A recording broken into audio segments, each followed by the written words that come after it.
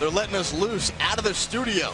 The Jump is back on NBA.com and NBA TV, presented by Sprint 3D. Bone Sekou, Jared with you for the next few minutes, live on NBA TV today. And really a special time, as we touched upon at the beginning of the show, for you to come back to Orlando, where you played the bulk of your career and where people identify you with this city. And to me, there's three founding fathers of the Magic. There's yourself, there's Penny, and there's a big guy named Shaq. And the three of them all caught up yesterday afternoon.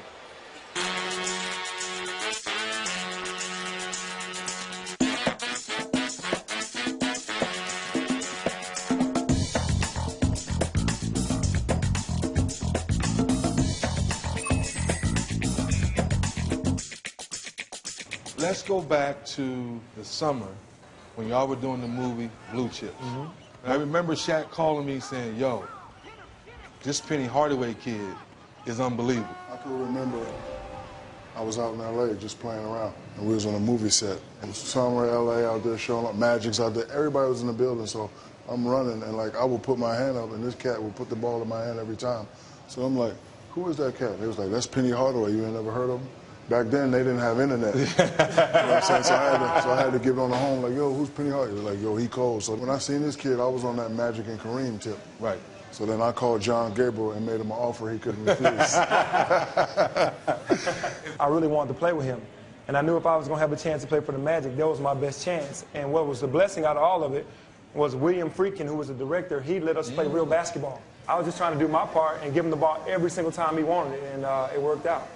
When did you know that we really had something? I knew right away because, you know, one thing about me is I know how to bring people together.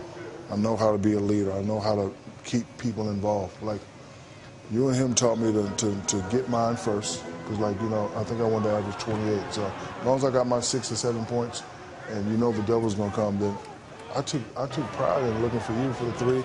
I took pride when you cut, giving you a nice pass and you finish. I took pride in that. And then everybody was with us. The crowd was with us. The town was with us. The league was with us. So I knew we was on our way. So then as the year went on, after we traded Skiles and everything, you know how that went down. Right. Then I just knew then, I was like, okay, now we're on our, now I'm thrusting into a position. I don't have Skiles to, you know, to fall back on now. Now it's just me. And that's when I knew, after he got traded, I was like, it's time to go to that next level. Oh, nice pass. Behind the back to Shaq. Built him, Scott. Look at the big fella handle the ball. Home by Anfernee Hardaway. Over Ewing. Penny wheeling and dealing to Dennis Scott. Yes. Lob to O'Neal. Oh, baby.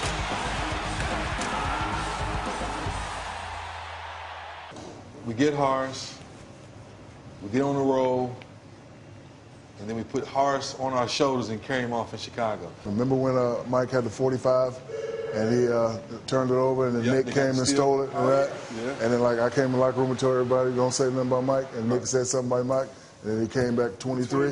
He came back 23 and gave us like 45. Gave us 45, yeah, so I got really nervous. And It felt great because I felt like if you could beat, we were honestly the last team to beat the Bulls in a series. You know what I mean? So playing against those guys with Michael coming back that year, him trying to come back and claim the title or whatever, and for us to beat them in their place, you know, I feel like, you know, it's time for us to get our ring. Speaking of the finals,